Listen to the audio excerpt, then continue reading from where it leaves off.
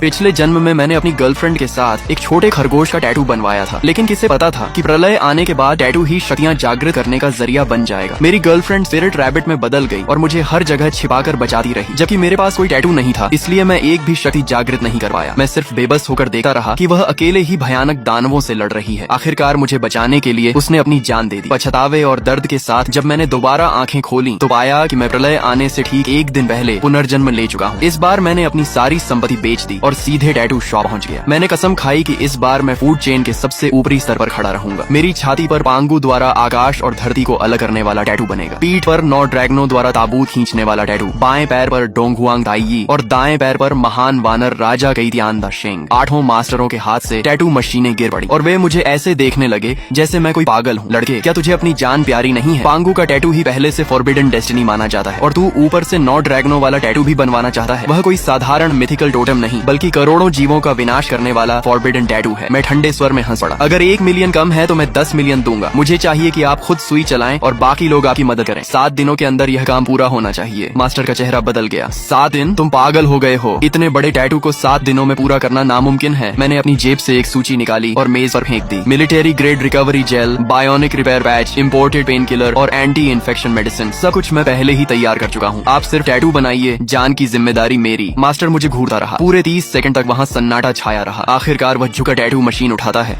और भारी आवाज में कहता है, ठीक है, मैंने पूरी जिंदगी देवताओं के टैटू बनाए हैं, लेकिन तुम्हारे जैसा पागल कभी नहीं देखा। ये काम मैं स्वीकार करता हूँ। 3 दिन बाद जियांगजो शहर के बाहरी इलाके की गहरी पहाड़ियों में ब्लैकस्टोन नाम के एक परित्यक्त भूमिगत बेस में, यह जगह ऊपर से देखने पर शीत युद्ध के समय का एक पुराना एयर रेड शेल्टर लगती थी। बाद में इसे एक हेवी सिक्योरिटी प्रिजन में बदल दिया गया था, लेकिन मैं जानता था कि इसकी असली पहचान क्या है। यह पुराने युग का सील किया हुआ अंडरग्राउंड कमांड सेंटर था। इसकी मुख्य संरचना, एनर्जी वेल, वेंटिलेशन टनल और वाटर स्टोरेज सिस्टम आज भी मौजूद है। मैं यहाँ जंगल में नया ठिकाना बनाने नहीं आया था, बल्कि इसे दोबारा चालू करने, मजबूत बनाने और इसकी फायर पावर सिस्टम को बहाल करने आया था। इन 3 दिनों में मैं केवल एक बार ब्लैकस्टोन बेस गया। मैंने कॉन्ट्रैक्ट साइन किया, संरचना की जांच की और यह सुनिश्चित किया कि एनर्जी वेल तथा वेंटिलेशन सिस्टम अभी भी काम करने लायक है। बाकी सारे काम मैंने अपने वकीलों और कंस्ट्रक्शन टीम को सौंप दिए। मैं, जो पूरे जियांगजो में सबसे बड़ा फिजूल खर्च अमीर माना जाता था, सिर्फ इसे खरीदना नहीं चाहता था, बल्कि इसे पूरी तरह बदल देना चाहता था। मैंने बिना हिचकिचाए कॉन्ट्रैक्ट पर हस्ताक्षर किए और आदेश दिया, देश की सबसे बेहतरीन सिक्योरिटी कंस्ट्रक्शन टीम से संपर्क करो। 10 दिनों के भीतर मुझे यहाँ ऐसी प्रलयकालीन फोर्ट्रेस चाहिए